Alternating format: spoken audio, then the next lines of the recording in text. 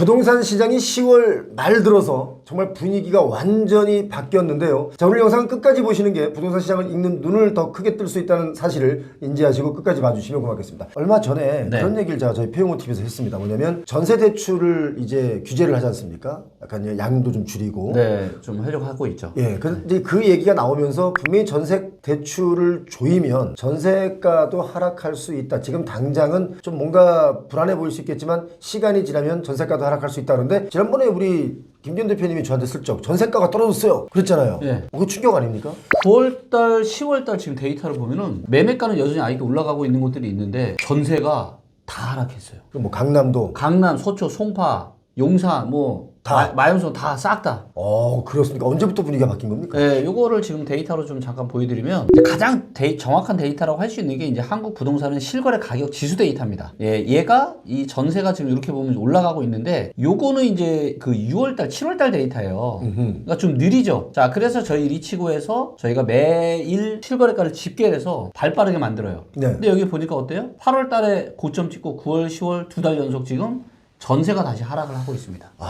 제가 분명히 이제 8월, 9월 추석 지나면서 전세가가 하락할 수 있는 요인들이 있다 했는데 네. 지금 실질적으로 데이터도 이렇게 하락으로 꺾인 게 지금 나왔네요. 그렇죠. 그리고 지금은 사실 전세 대출 아직 규제 시작도 안 했거든요. 예, 한다고 얘기하잖아요. 네. 근데 이게 꺾이고 있어요. 이제 많은 부동산 전문가들이 내년에 지금 서울에 입주 물량이 없다, 공급이 없다. 그래서 앞으로 계속 올라갈 거다, 전세가가. 이런 얘기들을 하고 있잖아요. 자, 그런데 데이터는 지금 완전 다른 이야기를 하고 있습니다. 9월달, 10월달에 전세 실거래가를 집계를 해서 저희 리치고에서 만든 실거래 가격 지수라고 보시면 됩니다. 자, 요 왼쪽이 매매고요. 오른쪽이 전세입니다. 그리고 빨간색이면 상세이고 파란색이 진할수록 하락이에요. 자, 매매가는 여전히 올라가는 지역 보이시죠? 그렇죠. 강남구는 매매가 올라가네요. 양천, 물론 하락 이 폭을 보시면 이렇게 폭이 좀 줄어들고 있죠. 상승폭은 줄어들고 있지만 강남 수준 매매가는 여전히 올라가는 지역들이 있어요. 네. 일부 지역은 하락으로 지금 전환된 지역도 있고요. 지금 저 양천 쪽은 그 재건축 바람이 불기 때문에 좀 약간 상승세에 맞아요. 탔어요. 그래서 지금 빨간색으로 나온 것 같은데. 맞습니다. 예. 그런데 문제는 전세는 서울의 모든 지역이 다 하락했습니다. 보이시죠? 용산구가 제일 많이 하락했네요. 용산구가 제일 많이 하락했죠. 송파구. 송파구도 3%, 강남구 2.4%, 서초구 2.8%. 근데 이게 불과 두 달 사이 벌어진 일이라는 거죠. 그래서 지금 전세가 완전 지금 다시 하락세로 돌아서고 있다. 자, 전세가가 이렇게 하락세로 돌아선다는 얘기는 이제 매매가도 끌어당길 수 있거든요, 밑으로. 이게 전세가 하락이 좀 제가 볼 때는 당장 뭐 이렇게 매매가를 끌어당기진 않겠지만 시간이 지나고 좀 길어지면 당연히 매매가에도 또다시 영향을 줍니다. 맞습니다. 네, 그래서 매매가도 하락할 가능성이 상당히 높아졌다. 이게 뭐냐면은, 그러니까 제가 이제 이런 말씀을 드리거든요. 그러니까 수급은 9월 달부터 안 좋아질 거라고 제가 말씀드렸고요. 네. 그래서 이미 9월 달부터 수급은 안 좋아지고 있고, 이 수급이 이렇게 계속 안 좋아지잖아요. 그러면 한 달 반에서 두 달이 지나면 매매가가 꺾입니다. 자, 그 얘기는 무슨 얘기예요? 11월 달 초중반의 데이터를 보면은 이제는 매매가도 하락을 할 거라는 거죠. 근데 저도 전세가 이렇게 두 달 사이에 이렇게 빠질 거는 저도 생각 못 했거든요. 아, 그래요? 생각 못 했어요. 좀 보합 정도나 이렇게는 갈지 몰라도 이렇게 전 지역이 다 알아갈 줄은 몰랐는데 이게 서울만 그런 게 아니에요. 자, 경기도도 어때요? 양평군만 빼놓고는. 근데 이제 대부분의 지역들이 이제 보시는 것처럼 다 파란불이에요, 지금.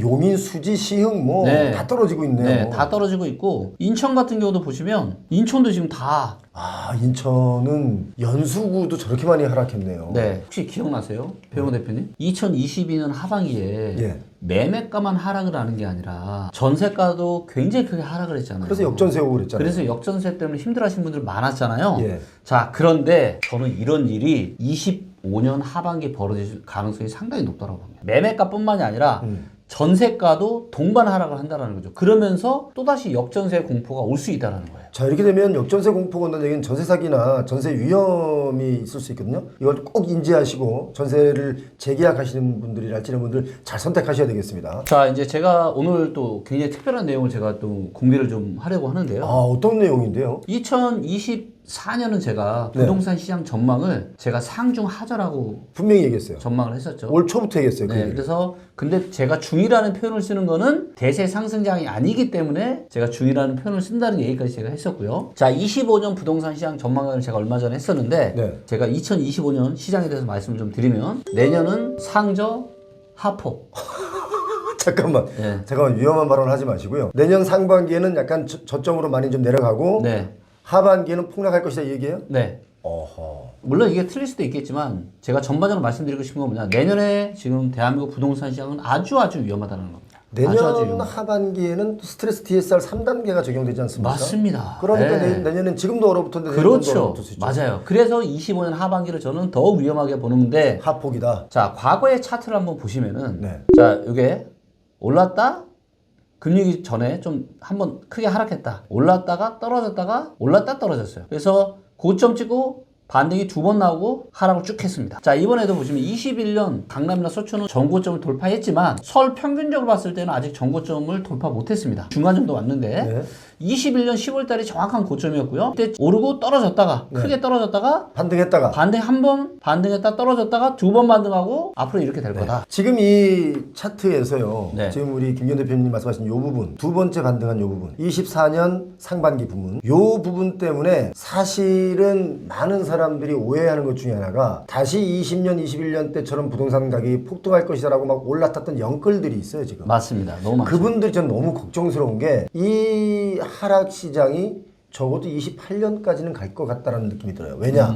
좀 전에 김기현 대표님 말씀하신 것처럼 바로 이 부분입니다. 이 부분. 이 부분이 굉장히 길었어요. 물론 이 와중에도 뭐 좋은 부동산은 가격이 올라서 거래되는 경우도 있지만 대다수의 아파트들이 거래도 안 되고 가격도 내려갔었단 말이에요. 네. 그럴 때 가격이 내려가서 뭔가 좀 지속될 분위기 있을 때 내가 뭔가 여력이 있는 분들은 그때 집을 산 분들은 폭등장 때 이렇게 많은 자산 가치가 올랐어요. 그런데 이럴 때 또 마냥 내려갈 줄만 알고 계속 기다렸던 분들은 슬금슬금 다시 이렇게 지금 화면 보시면 아시겠지만 올라가니까 이거 뭐야? 또 내려가겠지 하고 안 사신 분들, 못 사신 분들이 있어요. 제 주변에도 요때 2017년, 18년 요럴 때 여기서 많이 올랐네 했잖아요. 여기가 지금 올랐네 하면서 이때 서울의 아파트를 팔고 경기도로 이사 가신 분들이 있어요. 그분들이 2017년, 18년 이때 팔고 경기도로 가셨던 분들이 지금 후회하는 거잖아요. 왜? 서울의 아파트가 너무 급등하니까. 그렇죠. 그런데 저는 이 파동이 지난번 저희 TV에서 엘리엇 파동 얘기를 했었거든요. 그 엘리엇 파동에서도 이와 같은 설명을 드린 바 있어요. 근데 지금 그걸 김기현 대표님도 똑같이 얘기하시는 거 아닙니까? 지금? 네. 그래서 저는 내년에 서울 아파트 가격이 어디까지 지금 하락할 건지. 자, 보시면 서울의 9월달 기준으로 서울에 지금 평당 실거래 거래 금액이 4,200만 원입니다. 자, 많은 사람들이 지금 2023년 1월달 3,528만 원 이거를 최저점으로 생각하시는 거예요. 예. 그러니까 이제 계속 사라고 얘기하는 거겠죠. 네. 근데 저는 이때 제가 매수 신호를 제가 안 드렸습니다. 왜? 이거 밑으로 깨고 내려올 거니까. 자, 그래서 혹시라도 여기가 23년 1월달까지 떨어진다. 그럼 지금보다 16% 하락하면 됩니다. 그런데 20년 3월까지 떨어지면 요 가격대 그러면은 지금보다 22% 하락이고요. 근데 2018년 10월달까지 하락한다 여기거든요. 그럼 32%. 2019년 3월달까지 떨어진다. 그럼 36% 하락해야 됩니다. 지금보다. 자, 그런데 저는 제가 시나리오를 하나, 둘, 셋, 넷, 5개 시나리오를 제가 제시를 했는데 이 중에서 2번, 3번, 4번 시나리오가 저는 확률이 높다라고 봅니다. 그러면 서울의 아파트 매매가는 앞으로 22에서 36% 정도 하락할 수 있다. 자, 그런데요. 네. 이게 지금 우리 김기현 대표 이 지금 전망치가 상당히 위험한 얘기를 제가 드리면 이게 2018년 가격 32%까지 하락폭이 커지잖아요. 그러면 21년부터 23년 사이에 집을 사신 분들, 특히 21년 고점, 24년 고점에 사신 분들은 패닉 옵니다. 패닉 오죠. 예. 이때도 패닉 왔었는데. 네. 근데 제가 이런 수치를 제시하는 게 제가 그냥 무작정 제시하는 게 아니다. 그럴 리는 없죠. 저는 부동산을 데이터로 연구를 하는 사람이잖아요. 네. 그래서 사람들의 소득 대비 얼마나 고평가인지, 그 다음에 지금의 금리 상황이나 이런 것들을 다 감안해서 이 수치가 나온 거예요. 그래서 제가 이때도 제가 21년 10월 달에도 그랬잖아요. 최소한 20-30% 하락 올 거라고 했습니다. 저처럼 이렇게 하락폭 크게 하락 올 거라고 얘기한 전문가는 아무도 없었어요. 근데 정확하게 맞았죠? 이번에도 한번 지켜보시죠. 네. 사실 김기현 대표님은 이런 데이터를 통해서 이렇게 이제 이런 지표들을 만들고 이렇게 예상한다라는 얘기를 했었잖아요. 네. 저는 사실 뭐 이렇게 김기현 대표님처럼 데이터를 막 종합해서 이렇게 차트를 만든 게 아니라 저는 여러 가지 상황, 정황, 그것 중에 금리 오르고 또 수급, 그 가격 추세선, 이 주식에도 추세선이라는 것을 좀 굉장히 중요하게 보거든요. 지금 거래량보다 추세가 어떻게 가고 있느냐. 저는 그런 걸 보고 예측을 했었는데 지금 김기현 대표님은 지금 정확하게 16%, 22%, 30% 선을 그었단 말이에요. 네. 저는 사실 개인적으로 대한민국 부동산의 가격 안정화라고 생각한다면 지금 말씀하신 22%에서 32% 선까지는 가야 된다라는 게 제 개인적인 의견입니다. 그러니까 제가 여기다 이렇게 초록색을 그어놨잖아요. 1번, 2번, 3, 요거 22에서 32에서 36% 정도. 요 정도가 저는 적당한 수준이다. 그리고 이 정도 되면은 매력적인 매수 가격대다. 저 정도면 아파트 값을 계속 끌고 올라가는 우리 흔히 말하는 최고급 아파트 있지 않습니까? 뭐 70억, 100억 이렇게 하는 거. 네. 그 가격대를 형성하는 그 시장도 한마디로 완전히 꺾일 수가 있습니다. 이미 지금 하이엔드 시장 다 꺾이고 있잖아요. 다 꺾였죠. 네. 오피스텔, 주택, 하이엔드 시장 다 꺾였어요. 상당히 위험한 구간이기 때문에 여러분 이거 저희가 그냥 이렇게 여러분께 뭐 겁주려고 하는 게 아니라 데이터를 가지고 또 추세선을 가지고 여러분께 말씀드리는 거고 기본적으로 저희는 부동산을 파는 사람들이 아닙니다. 그렇기 때문에 마냥 올라간다. 무조건 사라. 뭐 계속 이렇게 사라고 하는 게 아닙니다. 사긴 사는데 언제 사느냐. 그 타이밍을 보라는 얘기를 제가 드리고 있는 거지. 그렇다고 저희들이 얘기하면요. 가끔 이렇게 오해하시는 분도 있어요. 아니, 집을 사지 말라는 얘기 했잖아요. 우리는 언제 집을 사지 말라 그랬습니까? 그렇죠. 집을 사는데 지금 사도 돼요, 집은. 그런데 내가 너무 위험 부담을 끌어안고 빚을 과도하게 내면 정말 위험하다. 그러니까 빚을 내지 않고 지금 산다는 것은 가격이 하락해도 나는 방어할 수 있다는 느낌이 있는 분들은 지금 집을 사야 되겠죠. 그런데 그럴 능력이 아니다. 난 좀 기다리겠다 싶으면 이런 추이를 좀 보시고 사는 게 좋겠다. 이 말씀을 드립니다. 혹시 못 느끼세요?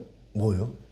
점점 대한민국이 늪으로 빠져들고 있는 거? 저는 진짜 요새 좀 무서운 생각이 들어요. 예. 자, 우리가 자영업자 힘든 거 이미 알고 있었죠? 그 다음에 중소기업들 한계기업 느는 거 많이 알고 있었죠? 그렇죠. 그 다음에 물가 올라서 지금 살림살이 팍팍한 거 모두가 느끼고 있죠? 그렇죠. 자, 그런데 이제는 대기업들도 난리가 났습니다. 난리 났죠, 지금. 대기업들도 지금 구조조정을 안 하는 기업이 없을 정도로 정말 엄청난 지금 구조조정이 지금 시작되고 있어요. 저는 지금 삼성전자의 어떤 상황을 지금 꾸준히 지켜보고 있는데 삼성전자가 이 우리나라 코스피 시장의 20% 이상을 차지합니다. 맞습니다. 시가총액이. 네. 근데 지금 삼성전자가 많이 하락했다는 얘기는 돈이 점점 말라가고 있다는 뜻이에요. 맞아요. 주식시장에서. 그렇죠. 그런데 삼성전자가 중요한 건 작년에 법인세를 0원, 빵원 냈어요. 그게 뭐냐면 이익을 못 냈기 때문에 법인세를 못 낸 거예요. 그렇죠. 내고 싶어도 못 낸 거죠. 이게 52년 만에 이런 일이 맞습니다. 있었는데 또 삼성전자가 지금 한 30% 해외 인력 가문을 얘기하고 있거든요. 네. 지금 엄청난 쓰나미가 밀려오고 있는데 그럼요. 그걸 사람들이 인지하지 못하고 저희 그 가끔 보면 아니 우리 아파트 단지 계속 오르는데 표용 왜 자꾸 내려간다고 얘기하느냐. 제가 내려가라고 얘기하는 게 아니고 내려간 걸 얘기한 겁니다. 그래서 위험하다 진짜. 그리고 이게 이렇게나 불안불안한 상황인데 한국은 우리가 배로 따지면은 예. 이 부동산이라는 무게가 너무 많아요. 80%잖아요, 지금 이게. 아니, 뭔가 본체가 튼튼한 상태에서라면 모르겠지만 지금 본체 자체가 한국 경제 펀더멘탈 자체가 이렇게 무너지고 있는데 여러분들 이거 지금 무서움을 못 느끼잖아요? 진짜 심각한 거. 저는 진짜 무서워요. 요즘 많이 그런 말씀 하시더라고. 네, 정말 조심해야 됩니다, 여러분들. 자, 오늘 김기훈 대표님 모시고 지금 부동산 시장이 완벽하게 분위기가 바뀌었다라는 얘기를 전달해 드립니다. 여기서 한 가지 추가해서 말씀드릴 게 있는데 제가 서울 성동경찰서에서 전세 사기 예방 홍보대사에 임명이 됐습니다. 그래서 오는 31일 오후 3시에 성동경찰서 대강당에서 전세 사기 그리고 부동산 전망에 대한 강의를 무료로 여러분께 해드리는데 시간 되시는 분들 꼭 그 자리에 오셔서 강의 들어주셨으면 좋겠습니다. 서민을 울리는 전세 사기 이게 없어질 때까지 최선을 다해서 열심히 뛰겠습니다. 여러분 응원 주시기 바랍니다. 감사합니다.